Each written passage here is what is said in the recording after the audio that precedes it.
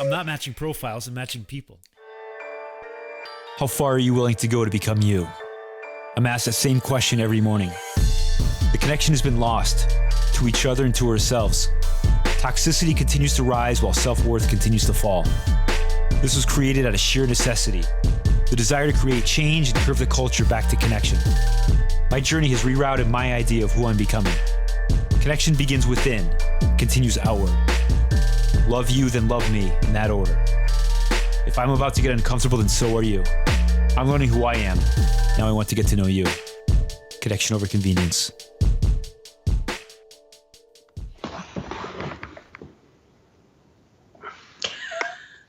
Hello, can you hear me? I can hear you. I'm waiting for her to see you, but I can. Oh, there you are. Yep, like an angel rising. Whoa. You know it. The brand sorceress herself. Look at that. Yeah. How's it going? Good, thank you. How are you? I'm good. I'm exhausted. I just power cleaned my house the last 45 minutes, so I'm like, damn, a little break in a sweat. I got my kid set up with a tablet. Life is good. Good. It's so good to see you. You too. It's good to finally chat in person. In person, yeah. It's as close to this person, closer to in person than we have been. Yeah. It's like one step closer. Absolutely. I like your white shirt. Thank you. What a buddy. What a coincidence that we both wore white today. Oh, what a coincidence. Oh, coinky dink, as we used to say. It is. I went a little more professional today. Oh, I like it. Thank you. Yeah, you look snazzy. Thank you. Be on brand. I was debating the bow tie, and there's a last minute, do I not? And I didn't. Yeah, it would take me like an hour to try and figure out how to tie a bow tie. So there's YouTube, but it could probably cut it in half the time it takes. True. Yeah. YouTube's a great thing. You good? Perfect. Sorry for the mix-up. The calculation was off on the times. Life isn't real if it doesn't have a few curveballs, right? Yeah, so. But I appreciate the flexibility. Oh, dude, life is about flexibility. That is. Should I just keep throwing these at you? Please. I'll give you the lines back. I love it. No, really. This is so cool. So tell me more about what you do. Your digital marketing. What I do is I've created a brand called XXO, and my purpose is really to curve the culture back to connection. So within XXO is I call it connection over convenience. I've created two parts to it. One is an offline matchmaking company, which I'm going against real life. Sorry. Real life. What's up? On what? That's because your earbuds are probably plugged in. No, they're not. Well, don't use the sound anyways. It doesn't matter, okay? Why? Because I said so. Okay, you got to give me an hour, okay? Love you. Bye. Okay. I love you. But you got this. You're a big guy, okay? Okay. I love this. I love the real life. Yeah, well, that's all it is over here. Yeah. Kind of crazy, controlled chaos. No, it's real. I like real. So what I'm doing is two things. Is one is the offline matchmaking going against of course, the online dating world. And the second is the podcast, which is kind of my way of getting to know a lot of people out in the world, then kind of squeezing tight for just Connecticut for the offline matchmaking for now. That's so cool. Yeah. I like it. Thank you. Oh, that's awesome. I'm pulling out my presentation right now because I did a presentation on authentic connections. Yes. And the science and data behind everything. And it's really interesting. It's like bad, interesting, scary. We're in an interesting time right now where everything is so kind of swipe and connect, but it's all very superficial, artificial, and we're not actually bringing these relationships into real life, with real connection. And that's one thing I love about you is the vulnerability you have. Yeah, there's a lot of it. Well, thank you. I appreciate that. So you tell me, how do you want to steer? How do you want to drive? I'm just, I've seen so much of you, and I got into the LinkedIn world, I guess, my second time around. I was in LinkedIn years ago, which was obviously very different back in 2010 or 9 or whatever it was. And then back, and Gary Vee was screaming at all of us, as I follow Gary Vee, to get back on LinkedIn. And so I hopped back in September with only seeing, the people who I was probably connected with from years ago, which was not a lot, seeing them just kind of share and post articles and things. But then I kind of dived deeper and deeper and started finding people, and I found you probably a few months into it. So kind of looking at your journey right now where you are today, and you're coming off a hell of a 2019 and kind of flying into 2020. I mean, you made 2019, from what I've seen, was an incredible year for you. I mean, the things that you've accomplished, and then making the 2020 top 15 people voices on LinkedIn, the Bravo Women magazine, Women to Watch, a little call from Ariana Huffington I heard the other day. Yeah. Which, by the way, we found the Costco. You were in Costco, right? Yeah. So we contacted Costco. And we were able to pull the camera. So this is what was heard. I don't know if everybody can hear that, but that's Chantel at Costco. In the middle of the floor, everybody's wondering what was going on. They thought they found like the deal of a lifetime in like the paper towel aisle. As it turns out, it's just Ariana Huffington giving you a random message. It was. You should have seen all the attention that I drew with that gas. That's amazing. I know, it was bananas. It was absolutely. I mean, this whole ride has been complete bananas. It's crazy. No words. And I've looked at everything you've put out there in the past, from when I started following you in your journey, and we've had some conversations offline. I really appreciate, you give me some time offline to get to know you.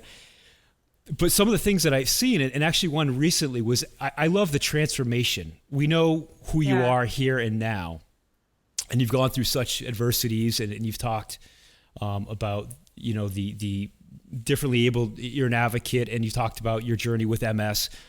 Mm-hmm. But there was one post that you put out a couple of weeks ago that I got the chills. We're going right there.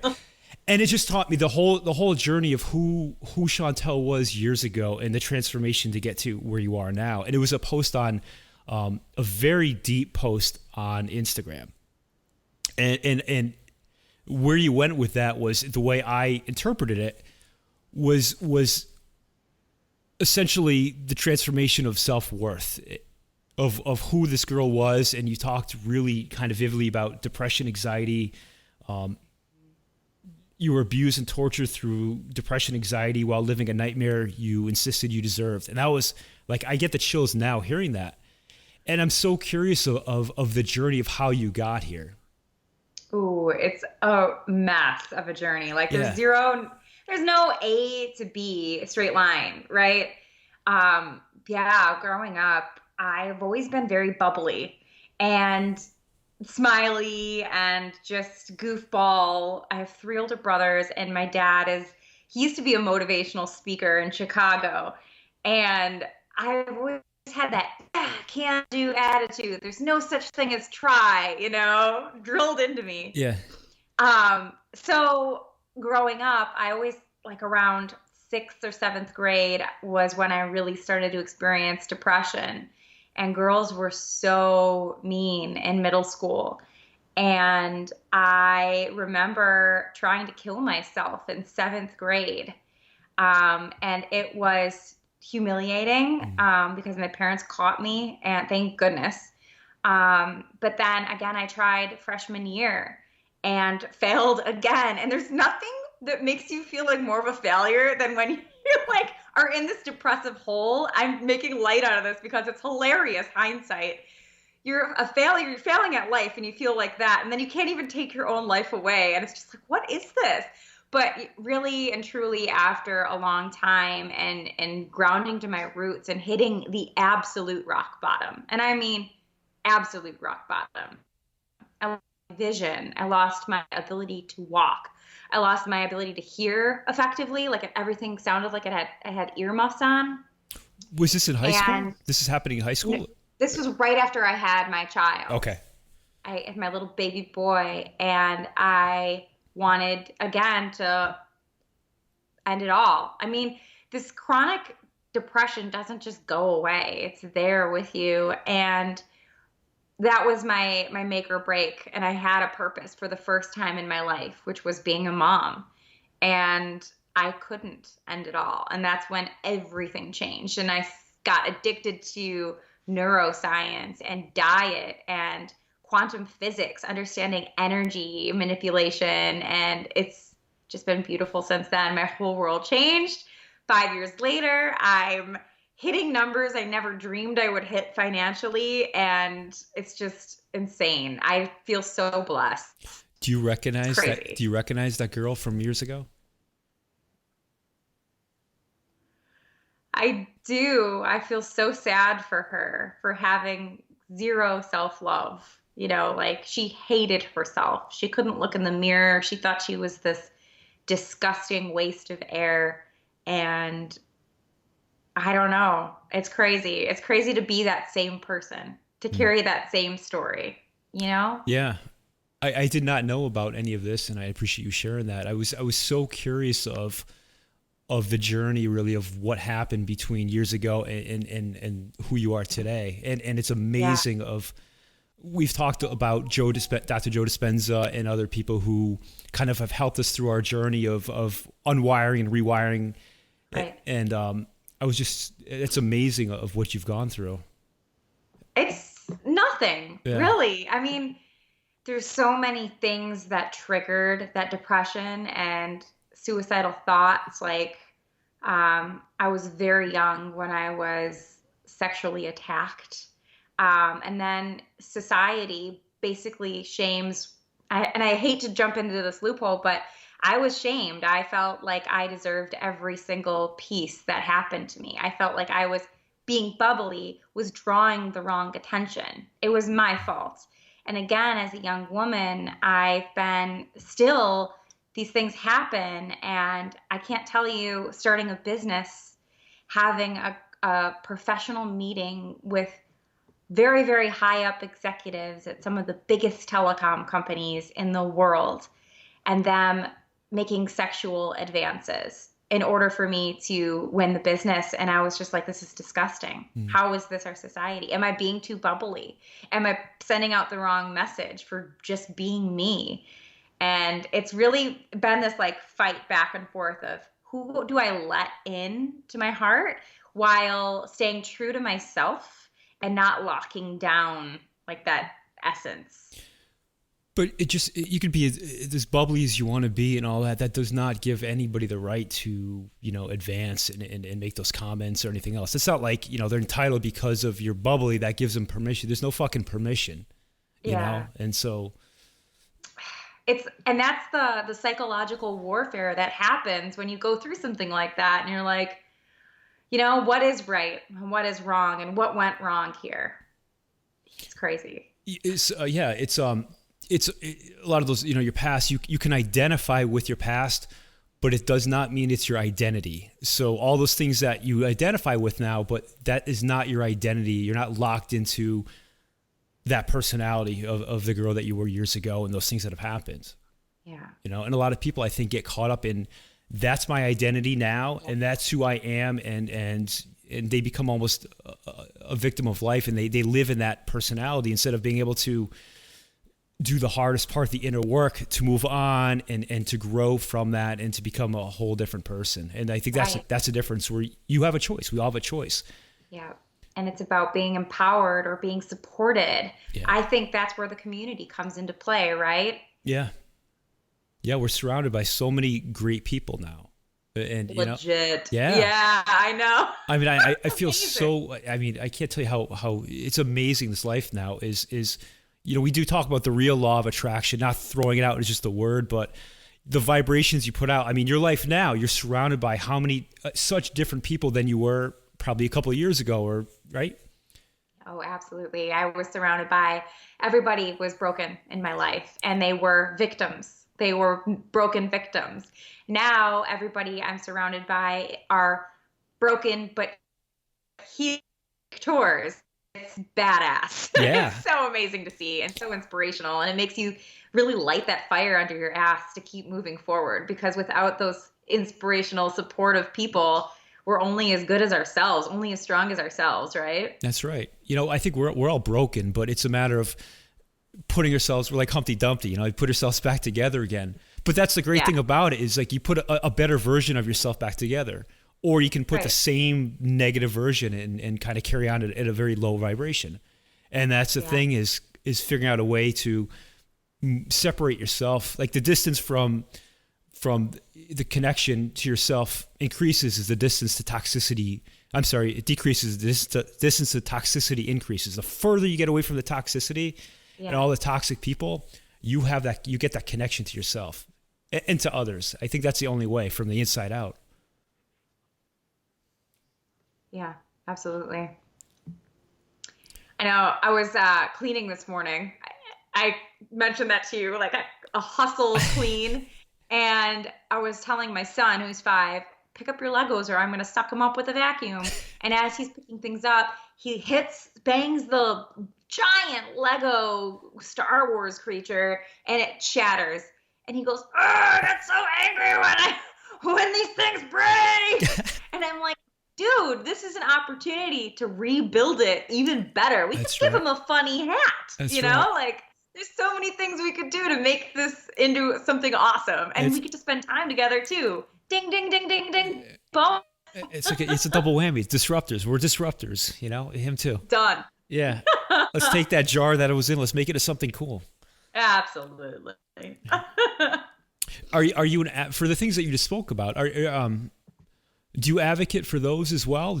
Are you in any groups where you support victims of I guess sexual abuse, sexual assault, sexual harassment, or do you stay out of that arena? Well, for the sexual assault, I can't even keep track of how many times that's happened. Well over a dozen. I was engaged when I was 19, and the guy was a narcissist sociopath and had another fiance in Texas. Yeah, it was quite the adventure. Talk about heartbreak. And I really don't bring that up as much because I feel like it's so common. Like if it comes out in conversation, it does, and I'm there.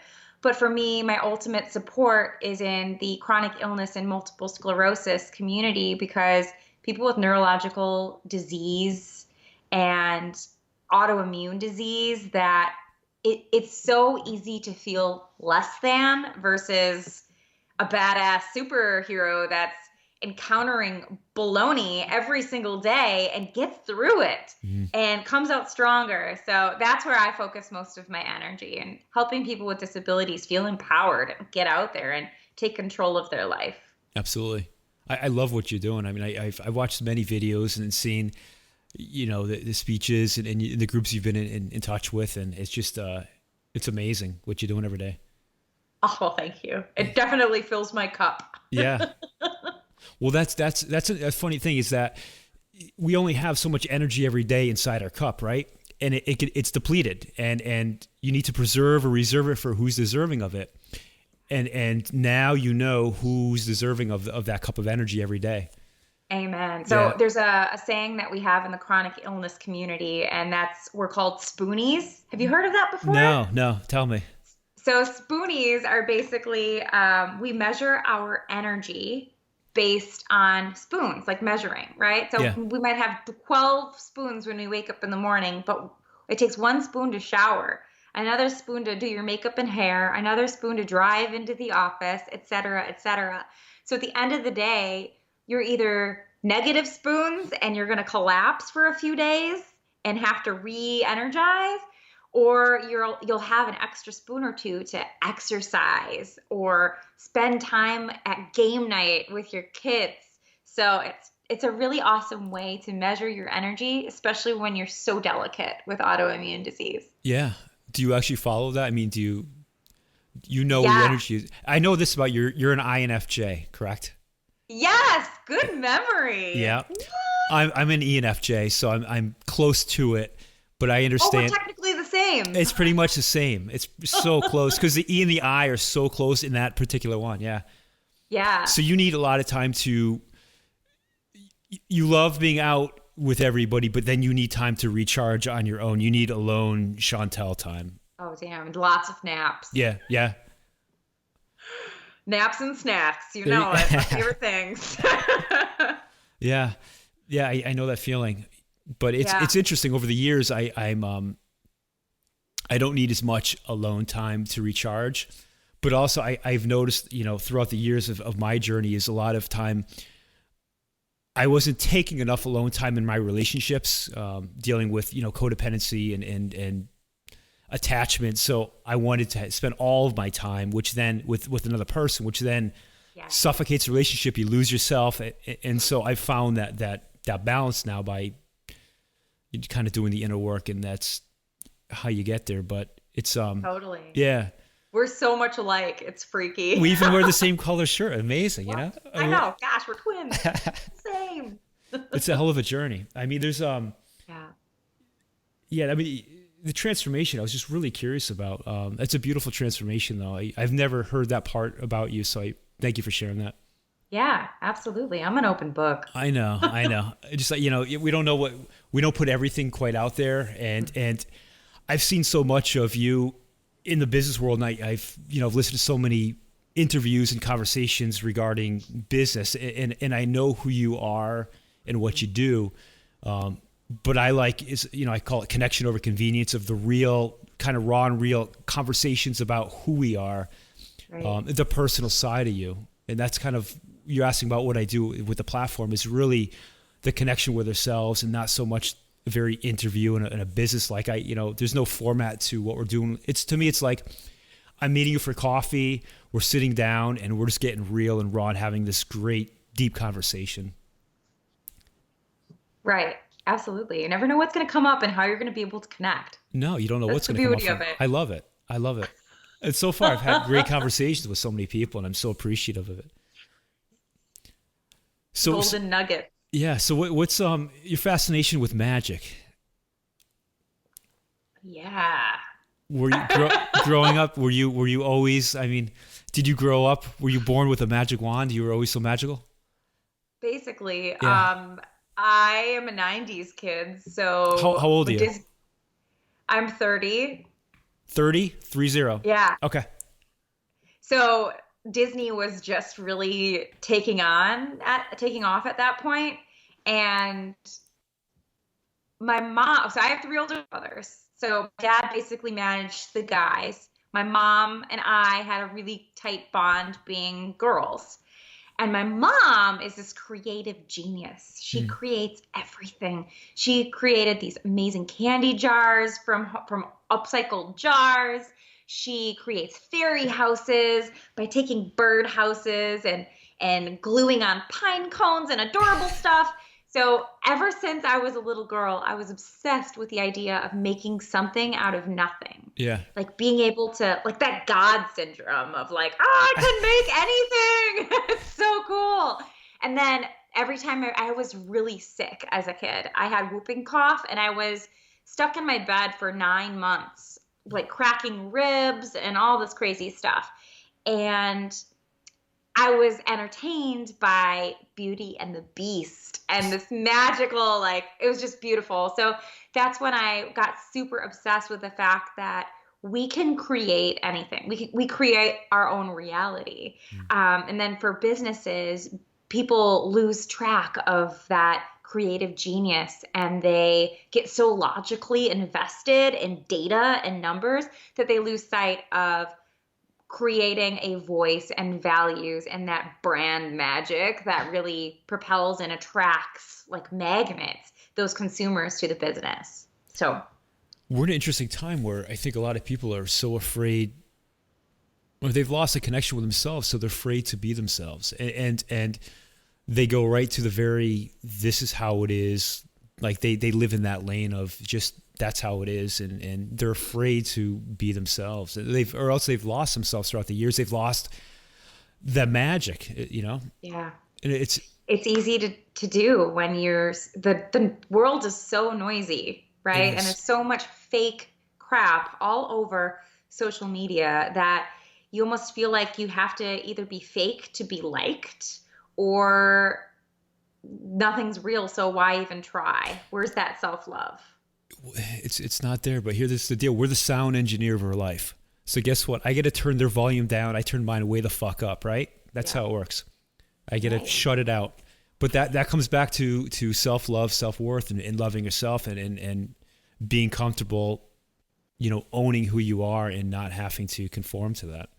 And it's not like you're doing it because as like a rebel or a badass to go into the grain. It's just being genuinely who you are. Yeah. And I think that word authentic gets thrown around a lot, but truly being authentic, having that connection with yourself. Yeah. And as somebody with a history of anxiety and depression and OCD, that lonely time, that time where the world stands still and you're alone with your thoughts, is the most terrifying time. It's horrifying. It's horrible. And it's like torture, which is why I was always trying to be around people so that I could forget about me. Distraction. Yeah. Right. Yeah. It's crazy. And now when you have your alone time, I love it. but your thoughts aren't just everywhere. You're able to have a moment of peace and being present without all this noise inside your head. Yeah. That's beautiful. It's beautiful. Yeah. Yeah. So beautiful. Yeah. Well, that's why we're studying mindfulness and meditation come in handy, because you can clear out all of that noise with that, and I never was into that woo-woo yogi bullshit, right? Like you have all these people saying namaste to you and you're just like, what? This doesn't make sense. I don't want to be the chick in yoga pants drinking the green smoothie, but I will now that I get it. It goes so beyond that though, and being able to quiet down everything and not that getting stuck in that negative loop. That's what it is. Taking control of your thoughts. Yeah. Yeah. And neuroplasty, right? You talk a lot about the wiring of the brain. Yeah. Do you follow Wim Hof at all? I'm familiar, but I'm more familiar with others. Why do you ask? For me personally, that's kind of when I started to do breath work. And it was, I followed him and some other people and actually went to start going to a breath work class. Yeah. And every night I do my breath work. Every morning when I wake up, I wake up at 4 a.m. I take this ice cold shower. It sounds horrible, but it quiets everything and it just calms me. And so like how I set myself going to bed at night, how I wake up completely sets the tone for my energy, my thoughts and everything throughout my day. And it's completely changed me. Yeah. Yes. There's a lot of really neat experiences like Qigong. Yes. Are you familiar with Qigong? Yes. Yeah. Yes. Similar with the breathing, and it's really neat. My brother-in-law is a Buddhist and he teaches that class. Yeah.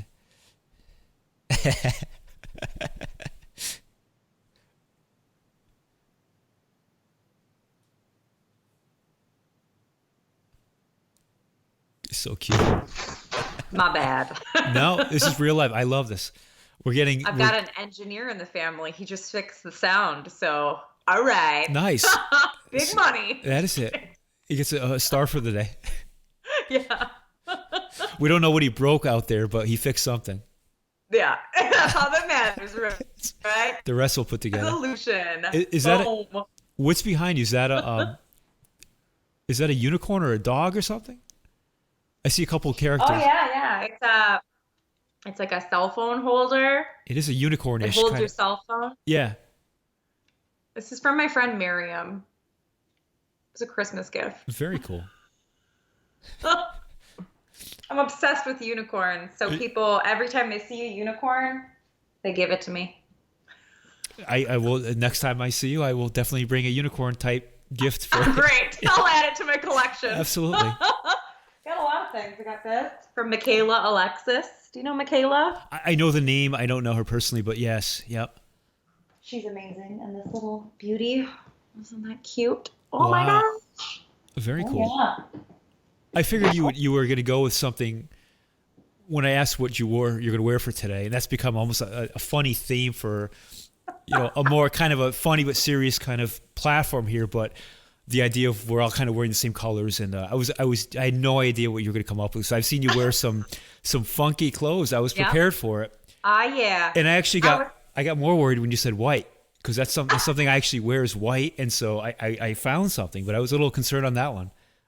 Dude, I got to tell you that I have so much personality with my laugh, my loud laugh, and just being a louder person that if I wear anything loud, it's too much. It's overpowering. You overpower the room. We dull it down, buddy. Yeah. We're all plain Janes right here, except for my colorful ear. You maybe should have worn some color. Oh, there you splash of color. If you saw these socks right now, hold on. I'll do this.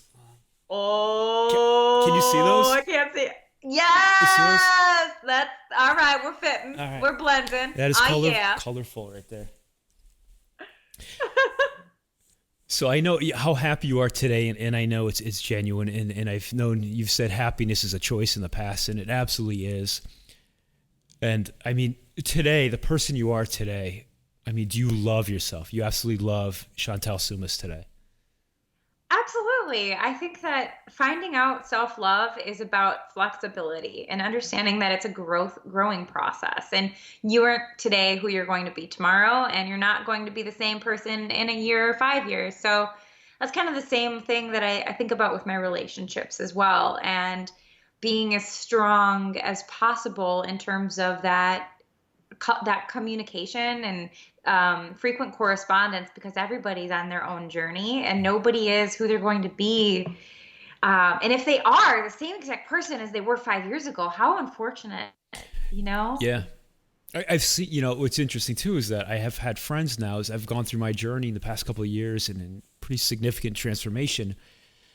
I don't relate anymore to some of my friends or, and I have a hard time. They are still the same person from years ago, and they haven't done the work and they talk about it and they want to make the change, but they're the same person. And so I think you can outgrow a relationship, whether it's with a partner in a romantic relationship or a personal relationship as a friend. And that's how we talked about being surrounded by a completely different vibration of people, a frequency of people. Absolutely. And that it does happen. Totally. It's crazy. All of my friends, I mean, I never really had friends, so it's kind of weird. Nobody really liked me. I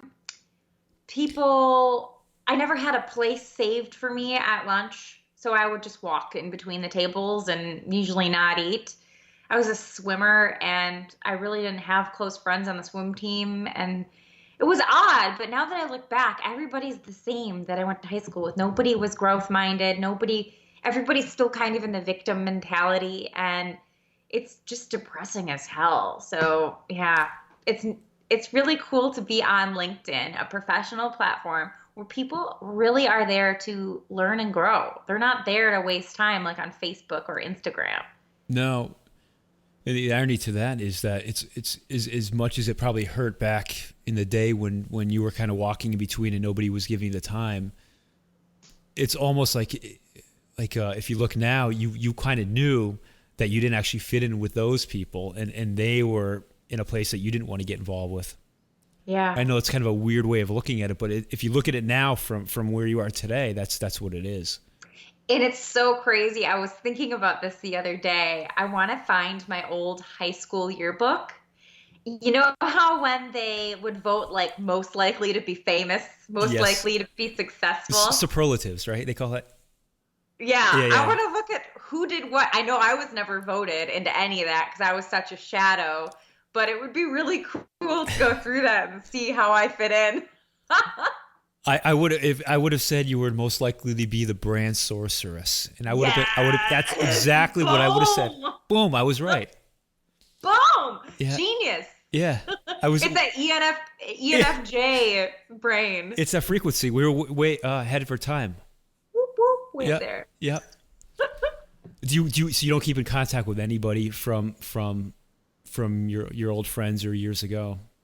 I've tried a lot, but it's always an effort where now with my newer connections, people make the effort equally, And I feel like that's been 90% of the relationships that I've been in. I've done all of the work, and it's exhausting, and I have other things going on, and I don't have time to babysit my relationships. So, yeah.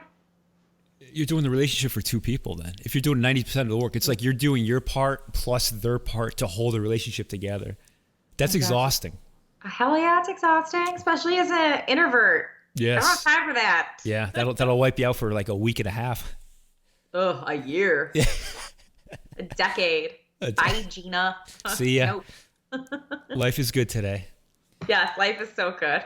I appreciate. Thank you so much for sharing a few minutes with me and joining me. It's funny because my idea of when we started the podcast, we recorded a kind of a pilot last April, and then we kind of put it on hold. But it was in-house. I had a person in this little studio area, and my idea of the podcast was to have constant guest in-house. Right. Real conversation in-house. And after a couple, I realized I started to get to know you and so many people on LinkedIn, and I said, there's so much out there that it's not what I had in mind, and I did not want to do remote podcasts, but I'll be open to it. And you're the first one I sent you a crazy email, and I actually have it, but it was very out there, but we were already we knew each other. We were talking a little through comments and everything else, but I threw you a crazy email and you responded back to it right away, and I appreciate that. But you're the first one I reached out to with the idea of somebody to be remote. Heck yeah. Yeah. And I'm so thankful. And even though you were going through chemotherapy all through December, you had a hell of a December, and you were still, open to the idea of us doing this and getting together, which blew my mind. I've had people turn this down, people I wouldn't even invite back on now, that really very negative people. I was just looking for people to have, and here you are going through chemotherapy, and you're like, fuck yeah, of course, let's do it, And so it's amazing for me to have you on and do this now. So again, I know you have so much going on, but I truly appreciate you giving me the time. Dude, I appreciate you for spreading the seeds of love. I'll keep watering them. I'll follow you. You plant the seeds. I'll water that shit. Grow, buddy. I love it. This is like Miracle Grow. This is magic. This is Chantel Soumis Grow. You got it. Thank you so much. We'll I'll let you know when we'll get this podcast out, and we'll cut this down. You had so many things to say today that there's going to be a lot floating around in the next couple of weeks of little micro clips from this one. But I love it. Thank you. I love it. I hope I didn't get too deep on you. I mean, I was thinking, you're a deep guy. You could handle this. No, this is just the beginning. Wait till the next part 2 of us. We're getting deeper. Oh, yeah. That was only the beginning. Yeah. Continued. Thank you. Next time we won't do white. I'll wear my sparkles then, okay? I will do sparkles. I don't care. I'm not afraid to go anywhere. Let's do it. Diggity done. Chantel, thank you so much. Yes. And thank you for hooking me up with that custom message the other day. It was pretty impressive. Yes. At the car dealership. Oh, yes. Did you wind up getting one? I did, yeah. It's in my garage. You went with the same one? Yeah. It's just a C class. So the Mercedes, okay. Mercedes. Yeah. I really like it, though. 2016? Nope. It's a 2020. Whoa. Yeah. But it's got like the moonroof and the sunroof on the top. It's beautiful. It sounds magical, which makes sense. Oh my God. You should see the floor carpet. It sparkles. That doesn't surprise me. On brand. What I do think is that, though, the Mercedes emblem on the front, I really think you should have that customized with a C for Chantel. Like, have them put a C. I know that's way out. You don't touch Mercedes, I know, but I think you should do it. Maybe I will. Yeah, let me know. You'll be the first person that knows. Thank you. Let me know. All right. We will see you on the flip side. Let me know if you need anything or if I can help you. Send me some like nuggets and I'll share them on my wall or something like that. Absolutely. Thank you so much. Enjoy your weekend. Thanks, you too. Take care. Bye.